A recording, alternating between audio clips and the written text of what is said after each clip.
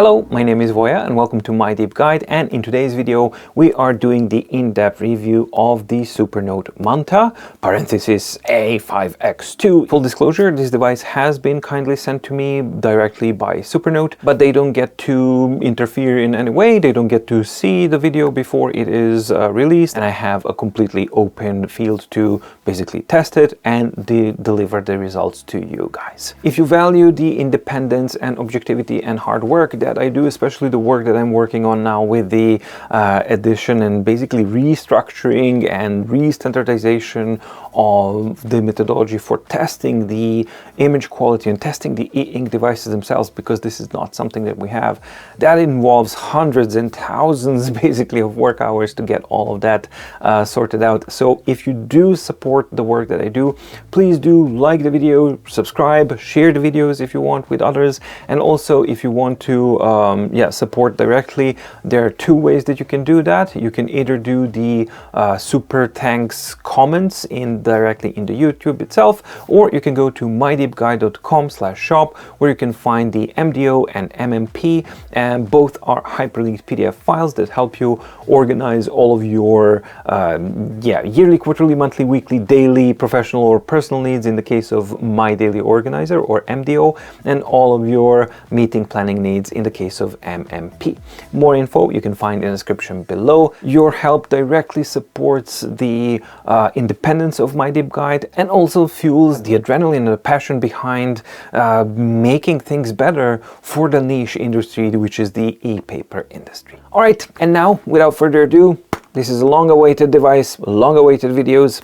Let's commence. And here it is, Supernote Manta, or the so-called A5X2. We can see that the device has grown simply because it has a larger, slightly larger screen. It has gained a new side swipe stripe. It became mainly thinner. The A5X was simply a very, very simple boxy kind of design, which was nice, elegant, and functional.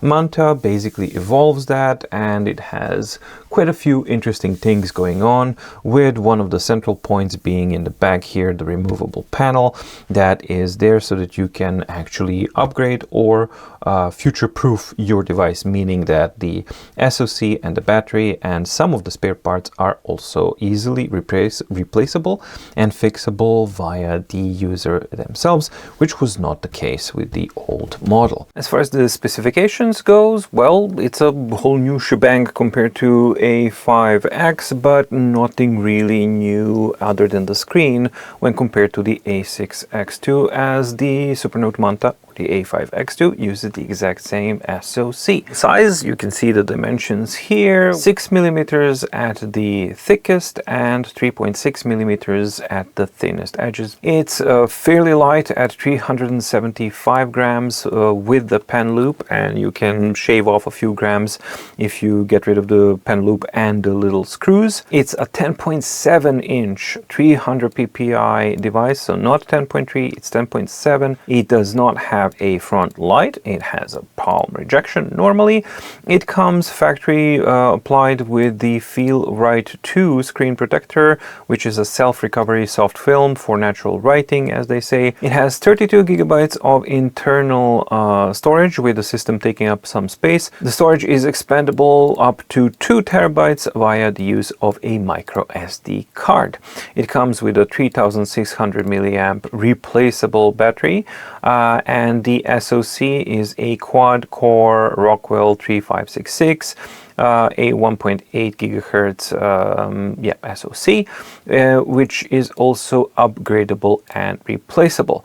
Memory is 4 gigabytes of RAM, but that should be also kind of tied in with the CPU here, or the SoC, because those two are usually coming together. It's a USB-C 2.0 device, which supports charging, earphones, and OTG, both Wi-Fi 2.4 and 5 gigahertz protocols, Bluetooth 5.0 that supports keyboards, and it comes with Android 11 based custom operating system that they use. And no, you do not have a Google Play Store, but you can sideload apps, but it's not a a straightforward process. Supported languages are English, Japanese, and Chinese, simplified and traditional, and it has a handwriting recognition for 60 plus languages, a list of which you can find on their website, and you can explore it there. And the partner app works with both Mac OS and Windows, and on the mobiles it's iOS and Android. The price for Manta is super high, no matter where you go. Without any of the accessories, it's 460 euros. But what I really find bizarre and absurd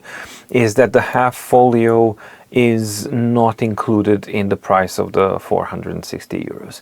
So basically, your base price for the device is 519 euros, and then you add a pen, which is almost 100 euros. It's a great pen, but yeah, that becomes to be a lot. So then you add all of that to the cart, and after a bit of a wait, you go to your cart, and then you can see, hey, we got shipping on top of all of that. And once that all comes into play, what that means is that, okay, so once that gets into Norway, that's going to be 640 times 125, around 800 euros. And that is eye-wateringly high. If you go to supernote.com, yeah, I don't care about that, and I want to make the same kind of checks, we have 459 US dollars for the device itself, and it's going to subtotal 518 US dollars with the half folio, and the same pen, if I add it, is going to be 607 US dollars. Here we don't have shipping involved, but if I do basic calculation and say like, okay, maybe it's like 25 bucks or something like that, like, because it was 25 euros, right? So let's try 607 US dollars plus $25. That's 632 bucks.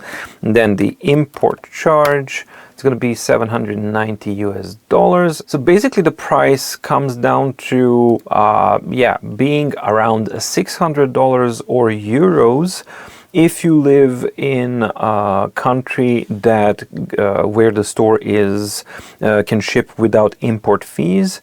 But if you live in a country where you have to pay import fees, then you're looking at somewhere at around $800 or euros, which is yeah, really bad. The design and build quality of the Supernote Manta is really good. I love the attention to detail, and I've had it now for close to a month, and I have been using it close to a month, and there has been no defects actually popping up or, you know, happening or anything like that. The thing that I'm continually impressed by is just how easy it is to actually put the half cover on, and that you can very easily put it on via one hand. And maybe that's the reason why I feel that it's a bit more of a faff to take it off, because it's not a one-hand operation, right? So that's the only thing. So on the front we have a screen that is flush with the surface, and on top of the screen we have the Feel Right 2, which serves also as a screen protector but also as a writing surface that is more akin, supposed to be more akin to the surface of the paper, but more importantly it's a self-healing type of a surface, which basically has a give as you're writing, and then it kind of recovers as you write. And it's especially designed to work with their ceramic hard nibs, which basically never spend. So you don't have to change nibs, and you don't have to worry about the screen protector ever getting damaged, scratched, or anything like that, because these two have been designed to work in conjunction with each other. On the front we have dual strips here. The strip on the right hand side, if you swipe down, it will give you the menu. So that's this main menu of the Supernote itself. Swipe up refreshes the full screen, and this one on the side basically has dual functions, and it depends where you're working on. Simple swipe up or down, undo and redo operation. But if you are in a document and you press and hold and you start sliding, then you actually get into the document yeah, overview and exploration. So you can just slide over through the pages of the document that way. The left-hand side bar also has a additional function which can be adjusted when you press two fingers. By default, this is an eraser, right? So you can erase, and it's like, oh no, I don't want to erase, so I can just simply undo, and then it works. But in the settings, you can also adjust it so that it doesn't work as an eraser, but as a marquee, when marquee is by default when you have two fingers on the screen. So you can change between two fingers on the screen or two fingers on the bar, functioning either as a marquee or an erase selection function. When you flip it to the left-hand side, you will see that we have 1, 2, 3, 4 latch slots, which basically are there for the half cover folio to slot in. And then we have the electronics I guess plus minus ground connection for potentially future upgrades or docking stations or something like that. So it's not a 5-pin pogo, it's a 3-pin pogo here. On the right hand side, we don't really have any of the buttons, but you can see the pen loop extension, which basically bulges from this side, and the pen loop is removable via these two screws here. There is nothing on the bottom of the device, and on the top we have the USB-C for data communication, charging it in OTG functionality, and the power button as well. And we do have these two little bulges that correspond symmetrically to both of these, and they incidentally give it the Manta Ray type of look, which is a nice callback. We have the USB-C on top along with the power button, because that simply makes the functionality much better in the day-to-day basis. And yeah, I think that the devices simply should not have the devices of this type, at least, shouldn't have the USB-C on the bottom or on the side.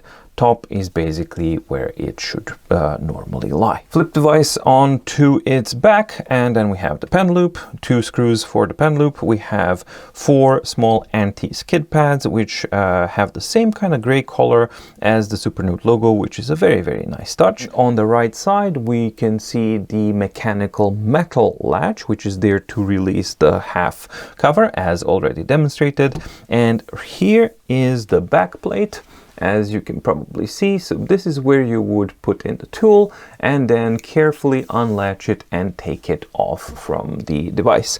If you're interested in the whole disassembly and assembly type of procedure with this back, I invite you to check out my unboxing and first impressions video, because that is where I've done it in detail, so I won't be repeating it as it already has been covered. So despite it not being sexy with the aluminum alloys and fancy colors and shiny glass or anything like that, this is basically really nicely designed and really well executed and manufactured device.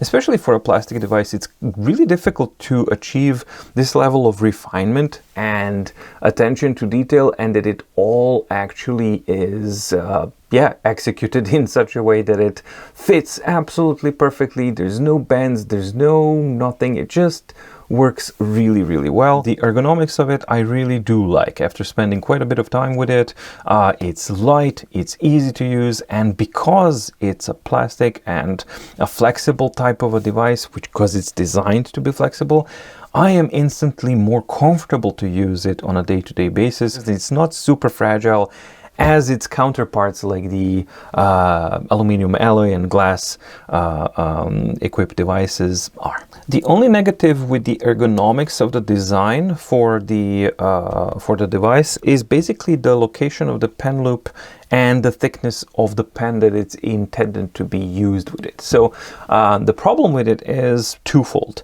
The first one is this basically sits all the way off from where the device is supposed to sit on the ground.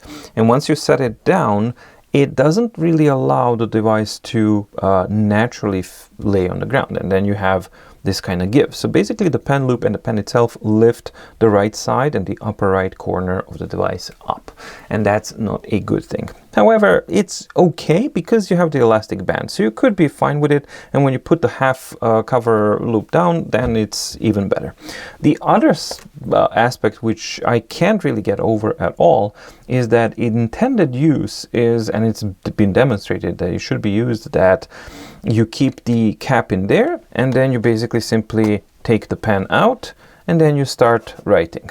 Which is fine if you're writing here, but as soon as you get to this portion, my hand starts impacting this one here, and it's a physical obstacle. It's a physical obstacle that's really uncomfortable, and then as you move it, the device moves, it's just a whole thing. So for me, that's a complete no-go, and I do not use it that way at all. The way that I prefer to use it, because I do prefer the pen, is basically I put it upside down here, and when I use it, I simply do this, write, and when I'm done, I put it back. Your preference may be that you put the cap back and then you write, whatever you may want, but I do advise that you actually try using it this way, because it's simply makes more sense.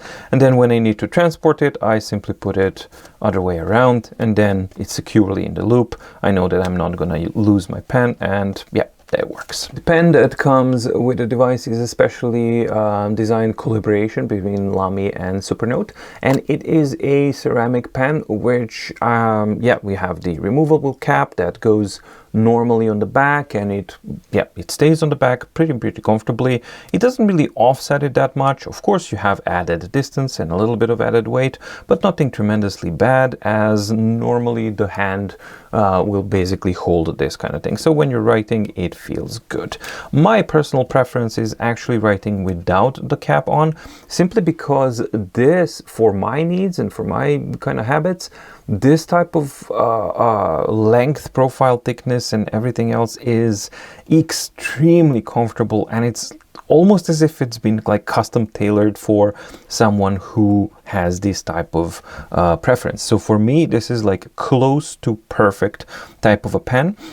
Something that might be important for users to know is that we have the triangular kind of cross section here that goes into something slightly different, which is like a cylinder with two flat sides here. The only thing that I do have against it is that I don't understand why didn't they include the button on the pen as well, or at the very least include a version with the button as well, because the Supernote Manta itself does have button functionality. It supports that, and it's customizable, and it adds additional functionality to the tablet, and it's simply the only negative point that I can think of for this pen. But definitely from the whole range of pens that Supernote has had in the past, like Heart of Metal and all of these kinds of things, because they do a lot of work, this one is absolutely my personal favorite. If you are doing continuous reading and flipping a page every 20 seconds on the Supernote Manta, you can expect to get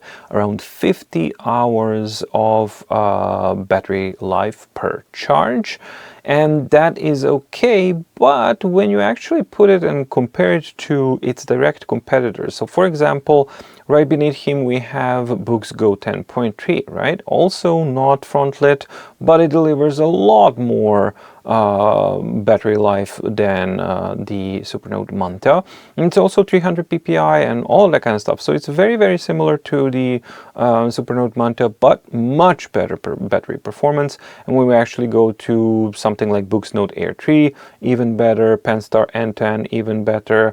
Even AI Paper is slightly better as far as the battery life goes, and the Functionalities Air 4C, which is a BRC enabled device, but a new one, because apparently they are doing some optimizations, that is also reflected in the battery life. So on its own, 50 hours of battery life for reading performance is good.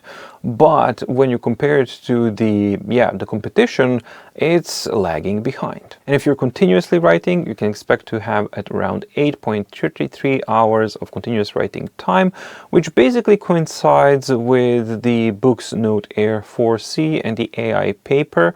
And on its own, my own metric is that anything that can deliver 8 hours or more is excellent, because this is continuous writing time. So that means that it can easily take you through your writing needs through an insane day. But when again you take it into context with the competition, such as the Go 10.3, which has 12.5 hours, or the Penstar and the Note Air 3, both at 16.67, so basically double the writing battery life performance, then it is kind of lagging behind. On its own, the battery life performance of the Supernote Manta is very, very good, but when you put it into context with the competitors, then it's definitely cumulatively lagging a little bit behind. Reader performance on the Supernote Manta is pretty much improved over the performance of the previous generation of devices, which is a really good thing, because they were always on a slower kind of side of things.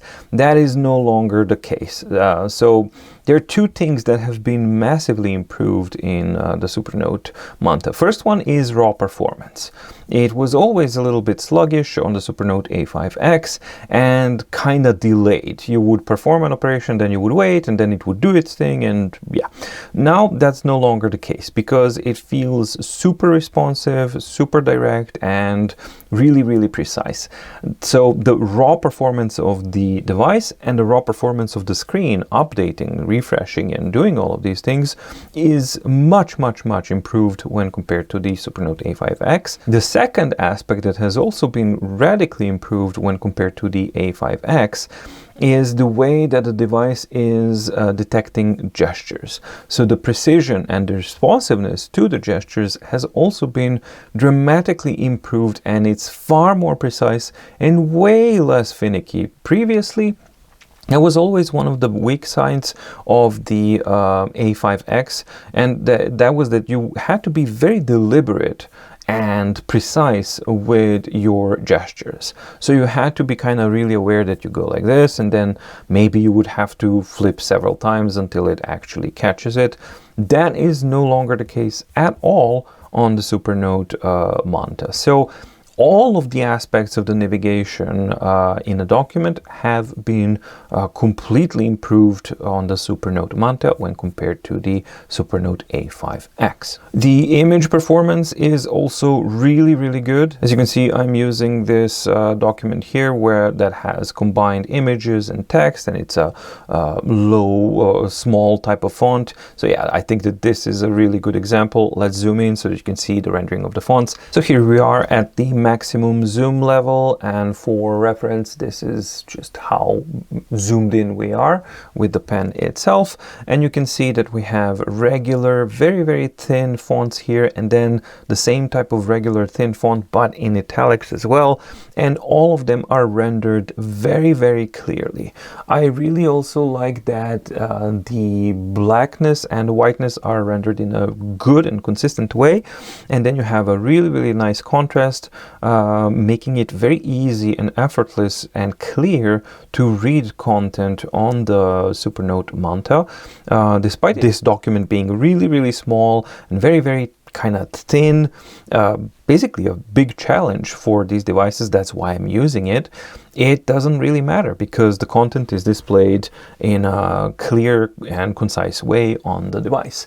And that goes along with the images as well. As you can see that they are rendered in a nice clear way. So the grayscale, handling of the grayscale is quite good on the Supernote Manta as well. Ghosting performance in these regular types of documents is really, really good. It is not completely ghost free, but it is extremely good. So only when you're like really going a lot, then you may run into, there we go, a tiny bit of an issue here that you can see some remnants here on the side. Here maybe the camera catches it, with the darkening next to the text.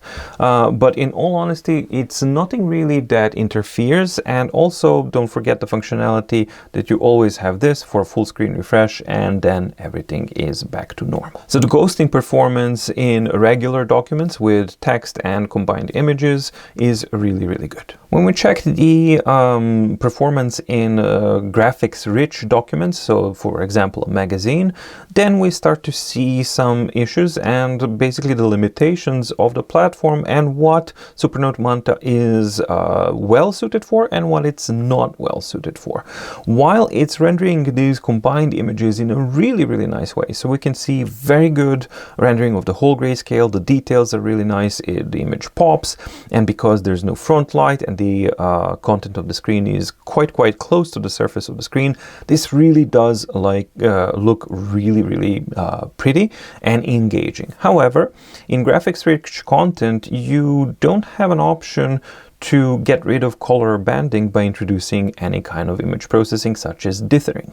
So that means that if you're looking for nice gradients and things like that, you won't be able to see them. And this one clearly demonstrates the color banding that you can't really adjust, as the Reader app doesn't have that option. The device is absolutely capable of doing that. It's simply a software limitation of the Reader that it's not really focusing on these points.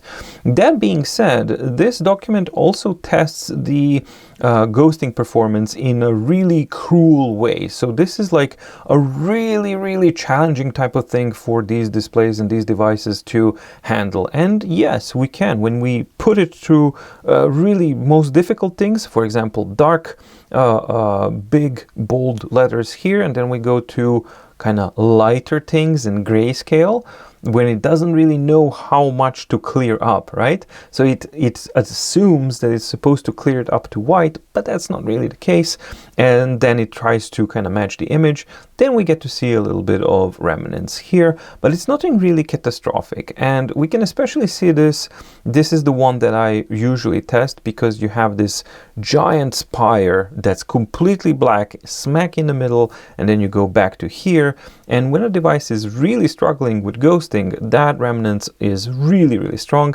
And while we can see some of it, it's not really dominant. Same thing with these spires here. So I think that the ghosting performance is very good on Supernote Manta when in the documents type of graphics rich documents type of setting as well. However, as soon as you get to a page where it's just the text and what it's basically meant to do, then there's this stark difference between, because this looks really awesome and it pops and it's really a pleasure to work with the content like this, and then you go to this, which is really good, but you can see that this is basically not what the device was meant to do. So it can handle graphics rich content, absolutely, without a shadow of a doubt.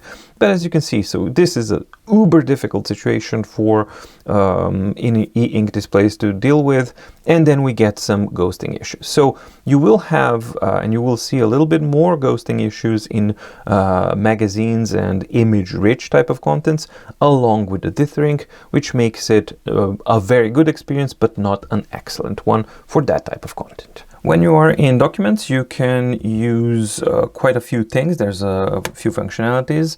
The functionality of the toolbar I'll explain because it works exactly the same way in the notebooks, so you'll see the detailed explanation there. So you have first the document overview, which is going to be your table of contents, your keywords, your bookmarks, and your annotations, as well as highlights. All are going to be summarized here, which is a really nice way to actually navigate here. And also you have the option of expanding and collapsing sub chapters in a table of contents. We have 3 brushes, the same 3 brushes that will be that are available in the notebook as well. So you have a non-pressure sensitive fine liner, you have a ballpoint pen, which is pressure sensitive, and you do have a marker here as well. We have the eraser, which is pressure sensitive and can work as a brush.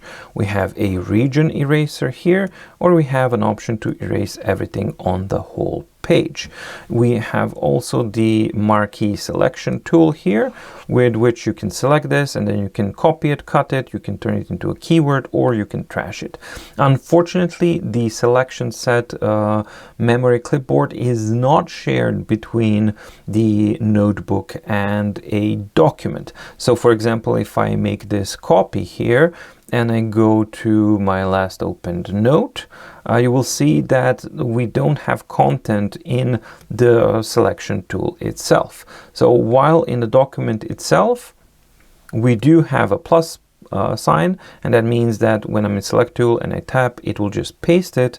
Unfortunately, that selection doesn't really transfer. It's not shared between the notebooks and the templates, which is something that's been missing from the platform for an incredibly long time, and I don't understand why it's still not a part of it. Doesn't really make sense, but hey ho, that's how it is. Then you have an option of adding a bookmark, and then you can name the bookmark if you want. You can also just write the name of the notebook, of the bookmark, and it will just add it. And once it's added, you can go to your bookmarks and the bookmark will be there. Same goes with annotations. If I make an annotation of any sort here and you go to the table of contents, you can see that we are on page 35 and there's our little scribble that I've done on this document, so you can easily find pages where any annotations have been made within a document. You have the option to look up a word. The search is there, but it will function only for the text content of a PDF file. Then you have the crop option, where you can actually just crop down to page size that you want to be consistent throughout the document. You have the option to share the current page, and the share current page can be in original or vector, the handwriting itself. So the original is going to be exported as a rasterized image, while vector is going to be vector, and then you can just choose the color if you want a blue or red, and then you can select pages only with annotations, or you can just customize selection of pages that you want. You can use this to add the current page or the current document to the quick access, and you have the same type of control, the gesture control with single page swipes, double fingered page swipes, taps for page swiping, and no swiping at all. So with a single finger here, you need to do a swipe action to go from page to page. Tapping will not do anything. When you use two fingers for page swiping, then you need to use two fingers to page swipe, and this is mainly used to minimize the occurrences where when you have the palm on the screen and you write, that you have accidental page swipes. And then you have the tap option, where tapping will do a page flip, but swiping no longer does anything, right? And then you of course have the option to turn the touch completely off. No swiping, nothing works. How do you flip pages? Well, you can use the pen and basically navigate through here using the page navigations buttons on the bottom panel. You can go to the additional options where you can add keywords, you can adjust the contrast level. Everything that I'm showing is on the default minimum contrast level, but you do have contrast control only in documents, not in notebooks. You can adjust preferences, and you can adjust gesture preferences, along as moving the toolbar anywhere where you want, even though you can do it manually, but you can do it here quickly as well, to left, right, up, or down. Preferences give you option to show the gest symbols as A or D, star mark recognition, page number bar position should be in the bottom or on the top, and then the buttons displayed on the shortened floating toolbar. Same as in notebooks, you will see the breakdown of the functionality of the toolbar in the notebook section, so the same type of functionality is here as well. And that means that you can just detach it, collapse it, and then you choose which functionalities will be displayed there. As far as gesture settings goes, you can do full screen, show the exit full screen button, that's a little arrows rectangle thing, show the page number bar, and return to page before jumping, which is all the same as in the notebooks as well. And finally, you have a dedicated highlighter pen, which is there to make it super easy to just select what you want and how it works. Now, the way that this works is somewhat limited because I can't really adjust easily the selections. Most people are used to the front and back of the selection kind of adjustment thing. That's not something that you have here. So basically, if you don't like the selection, you will need to restart. You can't just easily adjust it. So if I wanted to just adjust here, that doesn't work. So we don't have selection handles, which is definitely a negative, but the way that this works is so fast and so easy. How changing the selection actually works. So basically, all you need to do is when you have a selection or highlight of some sort, you're in the highlighter and you just tap on it, and then you need to adjust the selection. So here you can see that the color is outlined, and I can change it to underline, right? So it can be underlined, or I can tap here and then I can add a digest or a comment, right? So we can just say that this is my comment, and it's going to recognize and add it, maybe not. This, nope, it's very, very confused for some reason. So let's try again.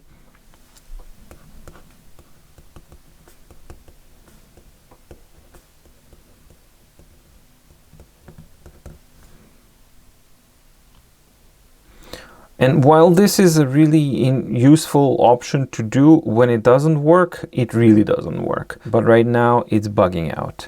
And if you do have it bugging out, then you can use a regular type of a keyboard here. And then I can just go, this is, and the typing is not, that's one of the things that it was bad before. They have not worked on the keyboard itself. So the responsiveness of typing on the keyboard, at least in a document, is not that great. And also it doesn't understand capitalization of the first letter in a sentence. So there are certain things that are definitely beyond the curve still, and I wish that they would have improved this more. So this is my comment. So suddenly, when I get into this aspect, you can see that no one has done any work here at all, or it seems that way, at least since the olden days. So I've added my comment, and then we should have the comment available here, which is there. So that's that. And then I can also change this to here. Okay. And I can just delete the whole section. The other gestures that you have is double tap on the screen to show and hide the main toolbar, and you can double tap on the bottom bar to show and hide it. And this little icon, that's something that you can turn on or off in the preferences that we've showed. The device is also equipped with the auto rotation or the gyro, which you can enable by swiping down from the top bar where you have Wi-Fi, Bluetooth, direct transfer, screencast, cloud synchronization, crop, search, and settings. So this is your auto rotation. If I enable auto rotation and go to the landscape view, it will flip, but it does this really cool thing which I love. It fits to width automatically. It has these small icons here that you can see. Let's just turn it like this, that it tells you where you are currently, and you can see the icon here that we're in half page mode. So now when I flip a page, I'm not really flipping a page, I'm going down a page, and here's the indicators where I was. So I can just easily continue reading by simply seeing that, continue reading, and then when I come to the end of the page, you flip, and then you continue onwards. Really easy way for it to work, and I love how that actually functions, because you don't have to bug around with any additional settings. It's just like, hey, this one I would like to actually read in landscape mode. You reorder your device and you just continue using it without any menu diving or anything like that. Well, the mydeepguide's display analysis framework is still a work in progress. I do have some preliminary test results. Of course, these will change, so I'm not going to go into the final results, but I do want to visit the Supernote A5X2 and just give like an impression of where it kind of stands as far as the visual or image quality performance goes. Specifically here, we are looking at contrast and uniformity, and as far as the whiteness and blackness goes, it scores pretty well with 0.66 out of 1 for whiteness and 0.7 for blackness. This means that yeah, out of these tested devices, Supernote A5X2 or the Manta has an excellent contrast ratio and score at 6.71, and we can see that yeah, it's an improvement over the Supernote A5X and an improvement over the Supernote A6X2 as well, and that it actually fares really well. Well, it tops the chart currently for these preliminary test results. As far as noise scores go, well, it is again going okay, but it does have higher noise, black noise ratio than we had on the Supernote A5X, and that actually makes a lot of sense because you can see that the white noise ratio is virtually the same. This is within errors threshold, but the black noise error perceived is going to be there due to glare and the roughness of the surface of the glare, because then it will be a little bit more kind of bumpy, right? And it's gonna catch more reflectivity. And Supernote A5X, which had Feel Right 1, which is very smooth, had a lower black noise ratio, where the Supernote A5X2 that has the Feel Right 2, which is more paper-like, more bumpy, but it will also catch more reflections and more glares, and that results in higher noise black ratio. As far as image uniformity goes, we can see that the Supernote Manta or the A5X2 is performing really closely to the Supernote A5X, and white uniformity is exactly the same, where the black uniformity, there's a slight increase here, and again, I'm pretty sure that that is due to the yeah, the paper-like nature of the surface on top of the screen, which catches the glare and therefore affects the perceived uniformity of the image. Surface to screen distance, this not being a front-lit device, is quite good on the Manta at around 0.8 millimeters, right? So these are 1 millimeter grid marks. This is a needle, so I have improved the precision and revised this whole setup, so now I am able to get far more precise measurements, and the calibration is done as well, so that this correlates to 1 millimeter much more closely. And yeah, we can see that we're coming up that the shadow of the needle is just about touching 0.8 mark here. So let's say around 0.8 millimeters of surface to screen distance, which is really good, but it's nowhere near what we've seen on Quaderno and other devices when we're basically at 0.2, 0.3 millimeters, and makes it a much more immersive experience as well. So very good surface to screen distance, but could have been better. I think that the thickness here is mainly introduced by the Feel Right 2 layer that's on top of it all.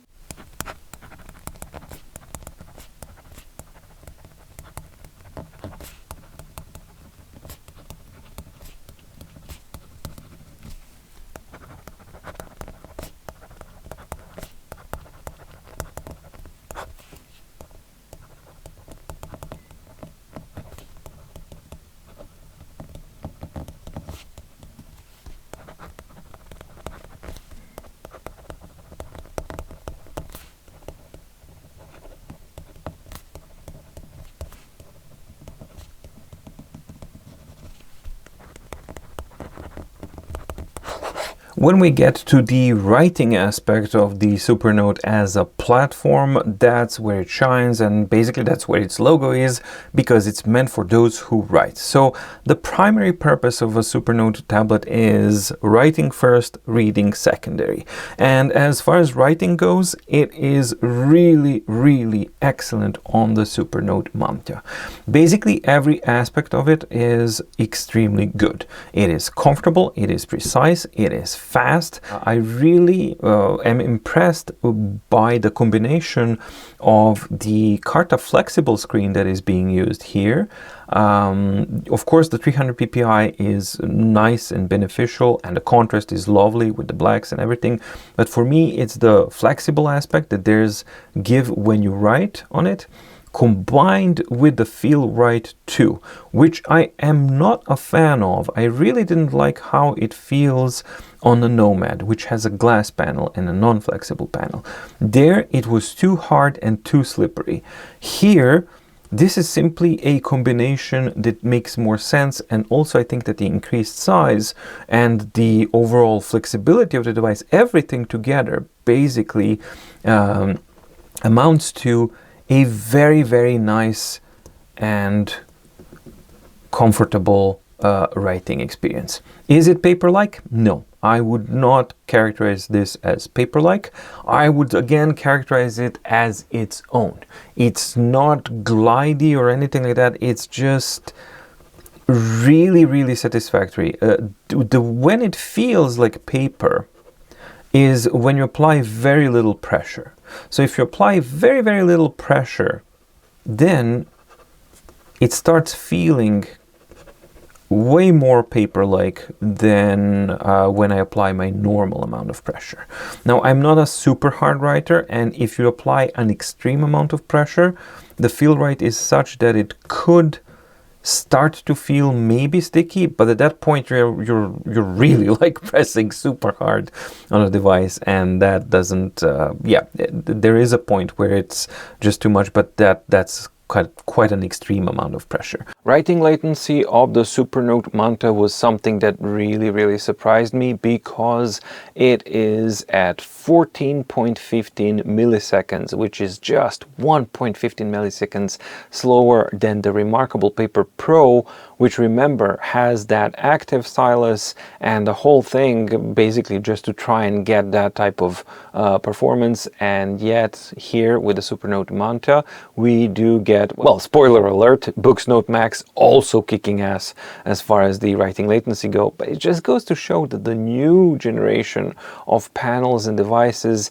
they are definitely a generational shift, and quite a big one, because we're talking about 14 milliseconds of an EMR passive pen display, which means that you have the freedom of using any pen that you would like, and you don't have that lockdown system as the Paper Pro. But yeah, the writing latency, super impressive and consistent on the Supernote Manta or the A5X2. Let's first show the toolbar operations. So the toolbar itself, if you press and hold, you can undock it, and then it can be a floating toolbar which can be collapsed and then moved around if you want, or it can be expanded.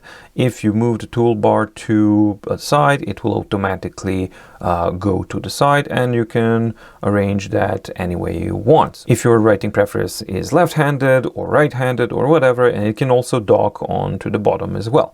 So basically you can do whatever you want. It's extremely flexible.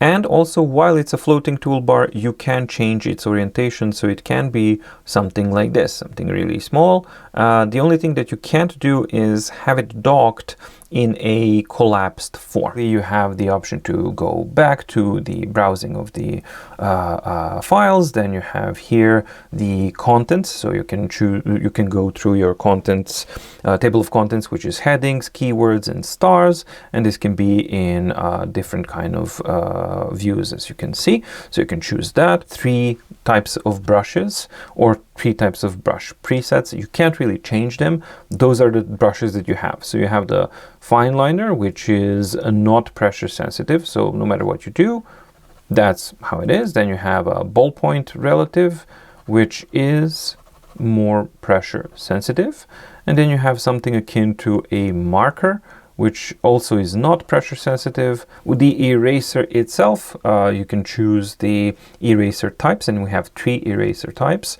You have the brush eraser, which works correctly, right? So you can take stuff out and it is pressure sensitive. Then you have the region erase, which can work like this. By default, this also doubles by holding 2 fingers on the left hand side scroll bar, and then you can choose it like that. And then you have the option to erase the entire layer. While we're talking about layers, well, in here you can have the layers, and I think that you can have up to 5 layers, which can be reordered and renamed and deleted, with the background layer always being the template itself. So your basic construction of a notebook is the background layer, which is the template, and then you have the main layer where you are writing. Why am I mentioning this? Well, because I can have layer 1, right? And then I can add another layer here, which is going to be my layer 2. And then I have content on layer 2 that also intersects with layer 1, right? And not only can I simply hide and unhide these things, right? So you can just hide, unhide, and process them as you will. But depending on which layer you are on, and the indications here are, you can see that you can see the icon indicating that you're on layer 1. If I switch here, then it switches to bottom layer as well. So it's very, very interactive. But the full screen eraser thing actually erases the current layer, not the entire thing. So if I want to erase the layer, it erases the layer, the contents of the layer that I'm on.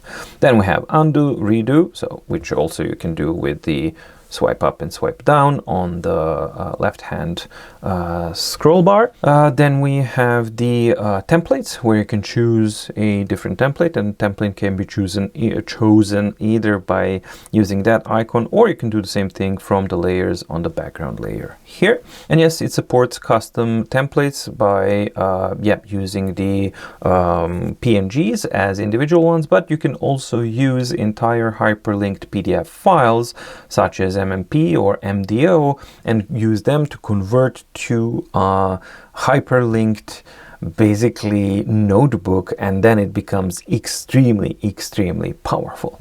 Then we have the notebook overview, where you have the overview of the pages, and you can have the multi-selection functionality by simply pressing and holding. And then you can change templates on the selection, you can copy the pages of the selection, you can move them within the notebook to another notebook, and you can also delete them. We have an option to delete the current page. We have an option to share the current page or selection of pages, and you can share as PNG, PDF, text, or docx. In those cases, it will automatically perform the OCR. We want to export this as a text, for example, English United States, and then it says recognize and export, right? So now it's going to go recognize, formatting, setting, reformat, so that it's all kind of there. And now it's recognizing page 14. And the important thing here to note is that OCR recognition and text recognition is done on the device itself. So you don't have to be online to perform this type of conversion. So now if we jump down to this and testing notebook, I guess that's that.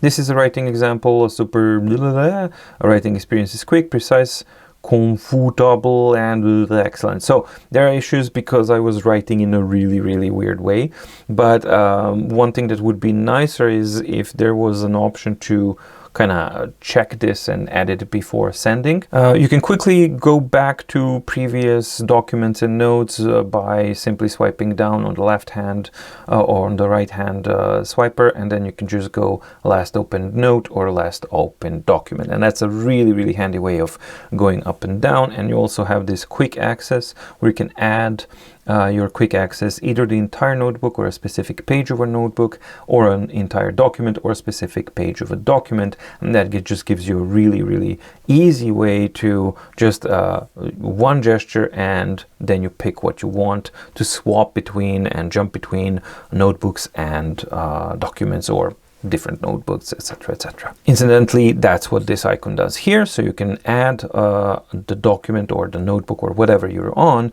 to quick access using the current page or current note, considering that this one has already been done and added to quick access as an entire notebook. That's how you can remove it from quick access as well.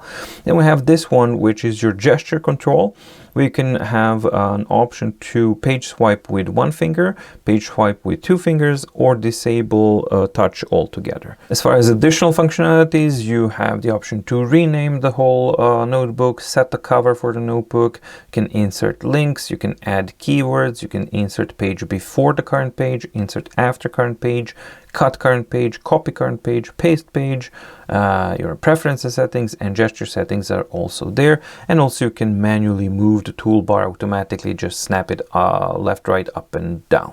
As far as preference controls goes, it's not really super elaborate, but this is basically where you are enabling the handwriting anti-aliasing to enable the post-processing. After you lift your hand, then it becomes more nicer, and you can have the star mark recognition on or off, page number bar bottom or top, and then you have the configuration of which buttons do you want displayed when you collapse and shorten the toolbar. So by default it's pen and eraser, but you can also use pen and lasso tool. As far as gesture settings go, you have the full screen option on, off, show exit full screen button or hide it, that's the little one in the corner. Then you have page number button on and off, and return to page before jumping, which is swipe up with one finger from the top half of the screen to basically return to the page that you were at before you went to either a link or a hyperlink or something like that. If we are in a selection tool, you make your selection, right? Or you can use the two fingers here to also make the selection. It's the same thing. So if I make the selection, then I have these functionalities, and I can copy this. So now it's in the copy buffer, and you can see that the icon here has changed. And then when I'm here and I just tap on the screen, it will paste what you have in the buffer itself. When you have something in the buffer and you don't want it, you can just tap on here and clear the buffer completely. Now we have option to move this, so I can just move it to page 2, right? It has been copied to the buffer. We are on the page where we want to go, and then I can just tap and it pastes it there. So it's basically like a copy paste to a dedicated page type of a shortcut, which can be really handy. So let's clear the clipboard here, make the selection again. Then you have the option to add a heading, which is what this is, right? So when you see something that's colored like this, that's me creating a heading.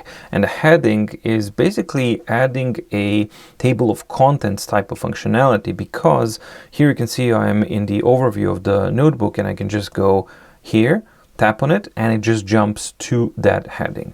Or I can go here and then go like, okay, there, jumps to that heading, and all of these kinds of things. So heading is an extremely useful type of functionality. And once you already have something that's, you see, it's not 100%.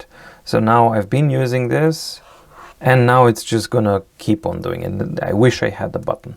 So if you already have a heading and you select it again, you have the option to change the style of the heading, right? So you can change how it looks like.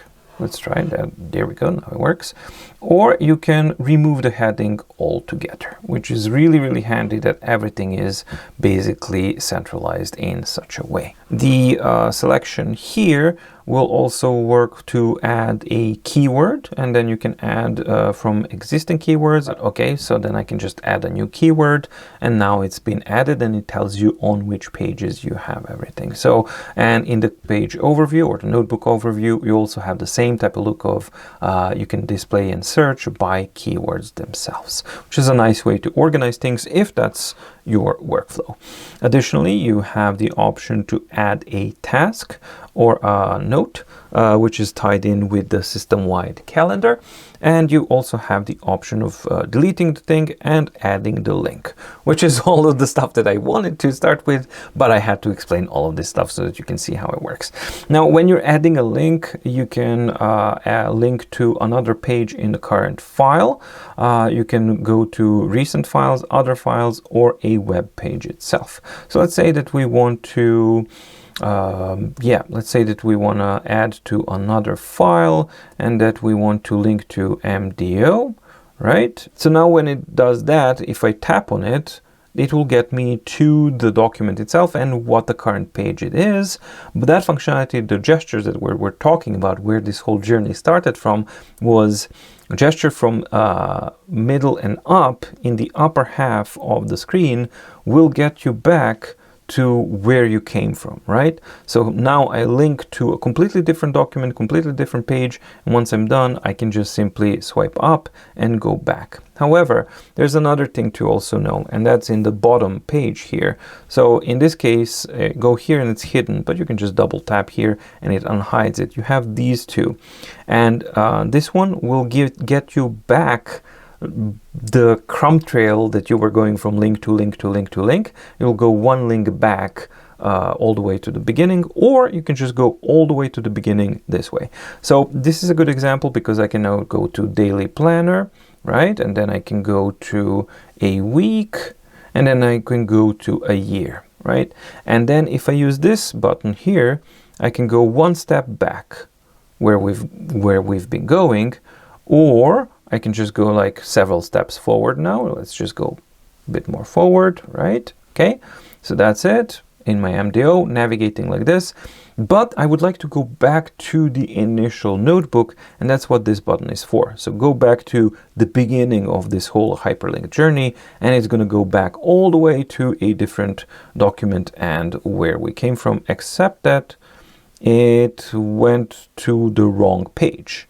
So that's a bug. It was supposed to come back to the correct page as well, but it didn't. So hopefully that's something that gets fixed soon, or maybe I got something wrong. I don't really know. Notebooks can be easily created anywhere. So in any folder that you are in, you will see that you have this icon here. That's for creating a notebook. And there are two types of notebooks with some slight differences in functionality. The main difference in functionality is the recognition of handwritten content.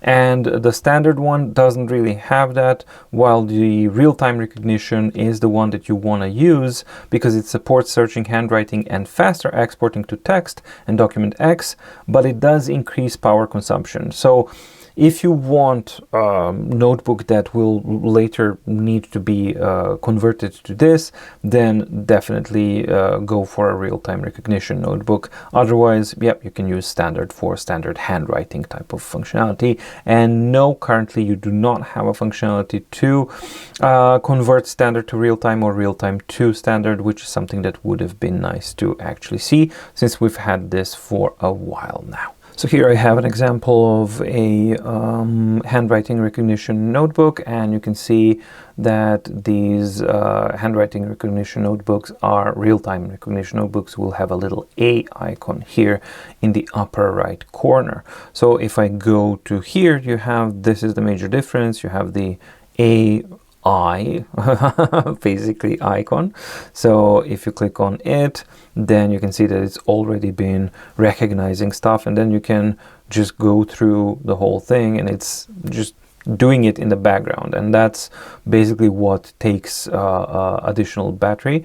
But it's because it's doing it in the background, you don't have any processing here for the stuff that's already been recognized, and then you can just export the selection that you want of these things to text or the document.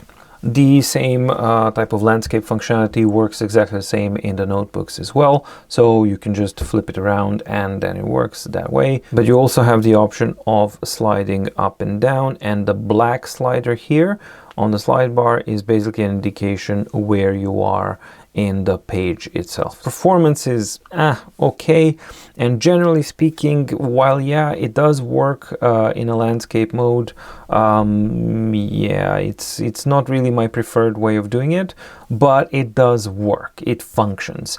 And no, you don't have the equivalent of an infinite page like you have on the Remarkable. It's still just a fixed length of the page, and as you can see, the ghosting performance is really bad when you actually start doing this. It doesn't understand how to clean things kind of properly, and then you end up with, yeah, unless it manages to catch a manual update, you can get a complete mess. So this needs to be kind of fixed so it understands the scrolling motions. The scroll functionality for me doesn't really work, and that's one of the reasons why I basically avoid it. And the other one is that this just simply works for me, but you should be aware of that limitation as well in the landscape mode for the notebooks. This being a Bluetooth powered device, you can use any Bluetooth enabled hardware keyboard by simply enabling Bluetooth here, going to Bluetooth settings, and I'm just going to go into connect mode here. So I'm just going to go scan so you can find it. There we go, for smarts. Now it's pairing. Yep, I want to pair for it. Yep, there we go, we're done. And that's it. And now I can just go, this is a docx that I opened, and whenever I'm typing in the reflow mode. You have the original mode as well, which performance is really bad. You really don't want that. Then you go to reflow view. Here are some keyboard settings where you can go keyboard mode or handwriting mode. Since I'm doing keyboard testing here, I'm just gonna go tap there and start typing, and you can see what the okay, what just happened? I don't know. It kinda, okay, so let's try again something, and yeah, there we go. You can see the what is happening? Is there like a shortcut that I'm hitting that it doesn't kind of like, or maybe something else? Let's try again. I really don't know what's going on, but what is going on? So I don't know what's going on that it's flipping back into the home screen, but obviously it's doing that. It didn't do that last time, so this is new.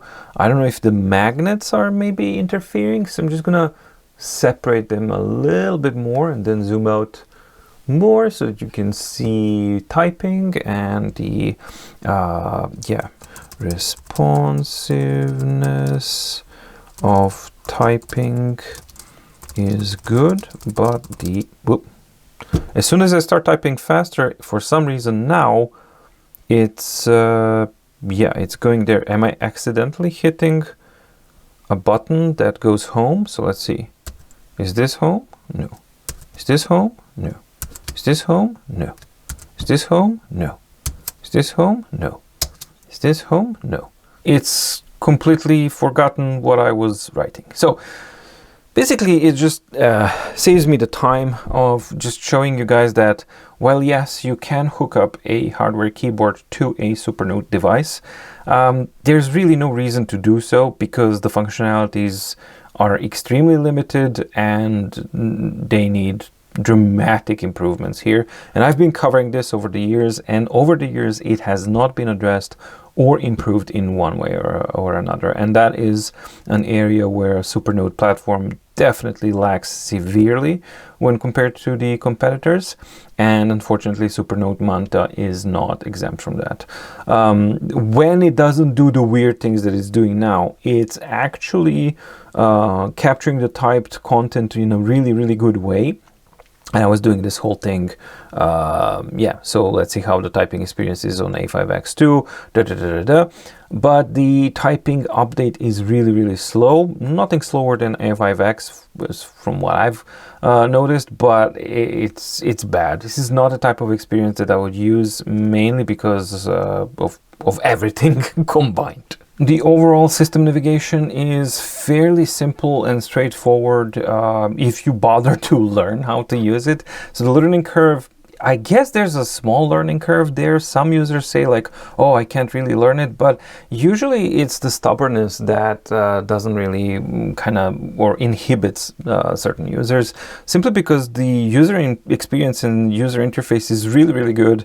And while yes, there's a tiny bit of a learning curve, so you have to learn something, the stuff is really not that challenging. The onboarding process is really well made, and the whole thing just makes sense, and it's super simple and it works. But it works a little bit different than your Apple tablet or an Android tablet, so maybe that's where the obstacle is.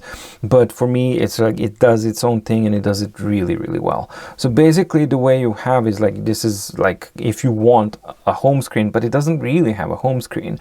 Its home screen would be this. This is its home screen, where you have all of the customizations. You have recent files, new notebook, last opened notebook, last opened document, quick access that you're customizing on your own. And then you have shortcuts for files, mail, calendar, digest, settings, to-do list. And if you go to apps here, then you have additional apps that you can download and install. Currently available Atelier, which is for drawing app, and the Kindle, normal Kindle app that you can use here.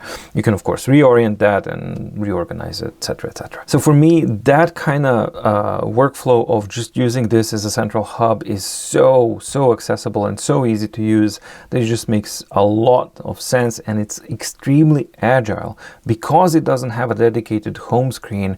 You can jump from anything to anything, but also I guess that can be a point of stumbling for certain people because they kind of want or are used to a home screen in a really big way, and then that's kind of weird. But if you need a home screen, consider that this is your home screen and that's what you're using it. Yeah, in the files you have normal access to the directory structure, and only the root of the directory structure you can't change. So you can't add new folders in this root here of the Supernote itself. That in itself is fixed. But if you go into any of the folders here, you have the freedom to add as many folders as you want and organize folder structure, subfolder structure, everything like that. And also, just because you're in documents, it doesn't mean that you can't create notebooks, because you can create a notebook, you can create a Word file if you want, and same thing here. If I go into a note folder, I can still have the same thing. So the organization under files is pretty much identical, and you can do whatever you really want with all of that. And now it's time for the conclusion regarding the Supernote Manta, and as usual, let's start with the cons. Number one con for me would be simply the placements and interference of the pen loop in combination with the pen itself. So as I've shown before, for me it is completely not usable to use the pen and the pen loop with the cap as it was originally intended to be used, because it interferes not only with the height of the device, but also when it lays flat, it lays like this, and then your hand has to go over it, and it just doesn't work. So that to me is, yeah, not something that works. Yes, as a holder for transportation, it works, but in general use, I can't really use it, so that would be a con for me. Another small con, because I don't really know how else that could have been resolved, because overall the mechanism for the half folio really works well, but it's just the fact that the release latch mechanism is a two-handed operation versus the mounting, which is so effortless and easy. So I guess the contrast between mounting and dismounting the half cover from the device is such that I do perceive the mechanics of, or the actions that are needed to kind of dismount the half folio from the device as a slight con, but it's a really small thing, because generally speaking, I mean, it holds really well and it works really well, but it's something that I have noticed on a day-to-day basis. While the ghosting performance generally is really good, I did notice some ghosting issues in the notebooks themselves that are a little bit more prevalent on the Manta than they are on the Nomad or on the A5X or the A6X. This is especially noticeable if you use the notebook in the landscape format and you start to basically scroll the content. The ghosting can end up in situations where it basically looks all completely garbled. Yes, true, it's really good that you have the ease of refreshing completely, but I think that more refinement would definitely benefit the platform here, because we are in 2025 and this is no longer like the baby steps of e-paper devices. We have advanced functionalities, we have advanced e-paper devices that are able to employ more intelligent solutions for auto refresh. So for example, when you release, that it just does an auto refresh and that's it. Currently it doesn't really do that, and I think that it should. Virtual keyboard performance and functionality, as you've seen, it's fairly sluggish and laggy, and it is, and it has been like that for a very long time. So I think that the virtual keyboard absolutely needs more work to get it up to par, because we've seen the interactivity of the device across the board is really fast, and then you suddenly get to the typing part where it just goes like, oh, I'm so slow, and it doesn't really need to be like that. We know that it's not that slow. It's artificially limited by something, and I think that that needs, yeah, serious optimizations. And the keyboard, hardware keyboard functionality also would be a con here, because the the connectivity, you saw what happened. It doesn't happen often. This was actually only the second time that I've experienced it, and I've been using the same keyboard every single time. So I really don't know what causes it. I tried to figure it out, but I couldn't really find it. But it does happen from time to time, and it's extremely frustrating. But the good thing is that even when you do get it to work normally and it works fine, the experience is just not there at all. It has nothing to do for me, the typing experience. Yeah, it's laggy because it's not in A2 mode and it could be refreshing more better. In all honesty, for me, the testing, it was capturing the keystrokes in a really good way. So I could just type, and then you have to wait a little bit and then it gets there, but it doesn't miss keys or anything like that. So the reliability was really good. But the point is that what you can do with it and the functionalities in the Word document are still absolutely ludicrously limited on the Supernote platform, Supernote Manta included. And while technically, yes, you can have a keyboard that works, and yes, you can type, yeah, you really don't want to do that, because the functionality is just going to frustrate you and you're going to end up doing something else. So yeah, the Supernote as a typewriter still has a long way to go. And finally, I think that the con would have to be the price. While the device is really good on many levels, like absolutely unquestionably so, the price is super high. So yeah, it brings a lot to the table and it is valuable, but you do pay quite a bit for that. And now on to the pros of the Supernote Manta. And we have to start with the writing performance, because the writing latency, I really didn't expect it to be that close to the Remarkable Paper Pro. I mean, Remarkable Paper Pro went the, active stylus route for one of the reasons, several reasons, but one of the reasons was to kind of reach that amazing latency of 13 milliseconds, where here we have more modern e-ink panels and still EMR, passive e-ink styli that you can actually customize, and you can choose which one you want to use, which you can't do on Remarkable Paper Pro. So we have passive styli, passive EMR technology, and getting incredibly close to those 13 milliseconds. So yeah, the writing latency on the Supernote Manta is really impressive. The writing feel and the writing experience on the Supernote Manta is also extremely impressive for me, because the overall combination of everything, the Carta Flexible, the 300 ppi, the contrast, the image quality, the pen, the Feel Right 2, all of these things combined. I've seen elements of this basically on other devices, and some of them I didn't like. For example, Feel Right 2 on a Nomad I don't like. 300 ppi itself doesn't really necessarily mean that it's going to be more poppy contrast and things like that.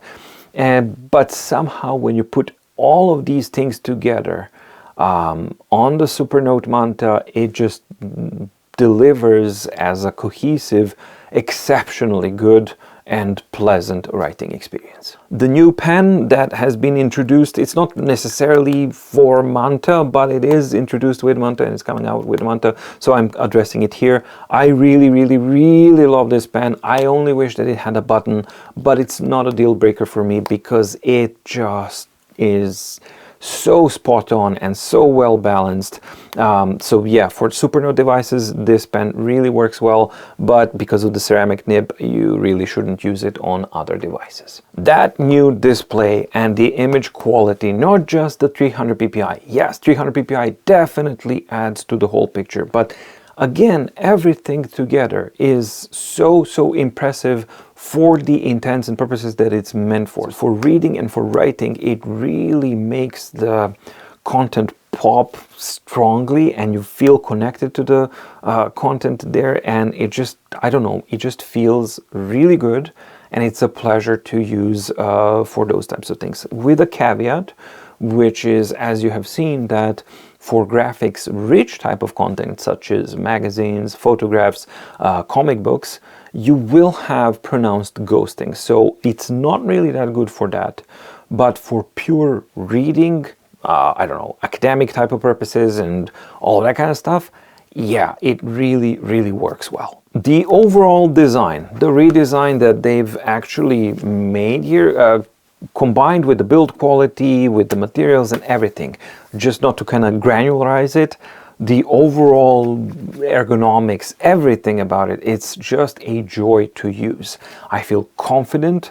Even if I would drop it, I wouldn't feel panicky about it because it's simply made in such a way that, I don't know, you just don't, because you know that the device can take it. It's designed with that in mind. Well, the other ones that are super thin yet metal and fragile and things like that, then it's like, oh no, what's going to happen? None of that is actually present here, and I really do like that quite a lot. The end result is that it gives me this confidence, and I'm very relaxed when I'm using this device, despite it being really pricey, and I know that it's pricey, but just there's something about it when you're holding it in your hand and when you're using it, you know that it's gonna be okay. It doesn't seem fragile at all, and it doesn't give you a fragile impression at all. Plus, it has been drop tested and all that kind of stuff. So yeah, the build quality and the design, I love the design, love the build quality, and I love the feeling that it gives me when I use it. Future-proofing of your investment, because this is an investment, is a really important aspect that you simply don't have in any other competitor. There are no other devices like this other than the Supernote Nomad, but in this format, none that exist that offer you the ability to change your battery, change the SoC, or change another component, for example, power button or something, if it may fail. That I think is absolutely worth and of consideration and keeping in mind, because as a long-term investment, this is how you should look at it. This should be a device that you buy now, and it should serve you well for another at least 4 or 5 years. So with that in mind, I think that it makes a heck of a lot of sense. And when you combine the fact that in 4 or 5 years, maybe a new SoC comes out or something like that, then it makes even more sense. And overall functionality of the Supernote platform, especially as a hand-writing device, the power of headings, the power of links, the power of all of it combined, that you can just effortlessly put in a ginormous hyperlinked PDF file as a notebook while it maintains all of the hyperlinks, and then you can just go seamlessly from one to another. The way it works with quick access, recent files, like the whole system is so agile and so powerful, yet so accessible, that it really is, for me, a yardstick in functionality. And yeah, the competitors have a long way to go now in basically achieving that level of simplicity and functionality and so much robustness and power behind it being that simple. That's simply unmatched with the Supernote platform, and with the format of the Manta and the 300 ppi, the writing latency, the writing experience, the screen quality, the screen size, and everything combined. When you put it all together, it's just a really powerful and enjoyable user experience altogether. So, how to summarize Supernote Manta in, at the end? I think that this is a very, very worthy successor of the Supernote A5X, and I think that it moves things forward and it fixes things that have been lagging, literally lagging in the A5X. As its own, I really love the whole thing. The whole package just works really well if you know what its strengths are. So definitely, as I covered in the cons and in the video, there are absolutely weak points with this platform. So if you're expecting like books level of Android functionality, customization and all of that kind of stuff, it's not for that, and it's not trying to do that at all. So if you try to force it into that, it's gonna be nothing but frustration, because it's not gonna do that at all. But if your primary purposes are writing and reading, so academic reading or research or something like that, and writing, all of those types of kind of work combined, then 300 ppi, screen contrast, image quality, clarity, everything combined, it just becomes like this really, really powerful, and a device that I gravitate towards most easily. This is the device that I feel most comfortable to use, even though there's so many devices now that are really good. And Go 10.3 was a really, really strong contender for me, and I love it still, I really do. But this is, for me, taking that spotlight away. However, you gotta ask yourself a really important question, which is, is it better than Go 10.3 for those types of tasks? Yes. Is it twice as good as Go 10.3 because the price is going to approach being twice as much? No, it's not. Those are things that you really have to keep in mind. But overall, I think that Supernote Manta is an exceptionally good product for those who write. So for writing and for reading purposes, exceptionally good.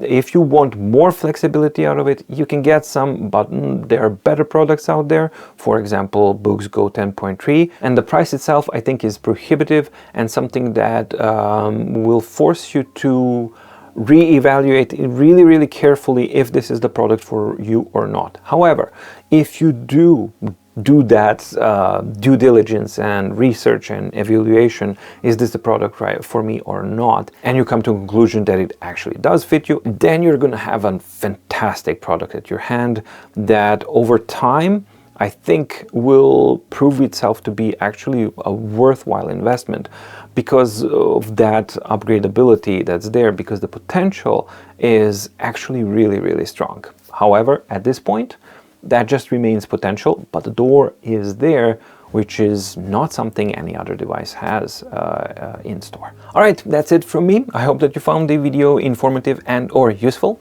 If you did, please like and subscribe and share, and ding the notification bell in the description below to get notified when new videos come out on My Deep Guide. Also, do let me know what your thoughts and opinions are regarding the Supernote Manta. Do you have it? Do you plan to use it? What are the things that you are maybe concerned with and things like that? Because then I can try and collate these and make a more dedicated video to address these things, to bring it even further and bring more information forward to you guys as well. Thank you so much for watching. Stay safe, stay healthy, and see you in the next video. Bye.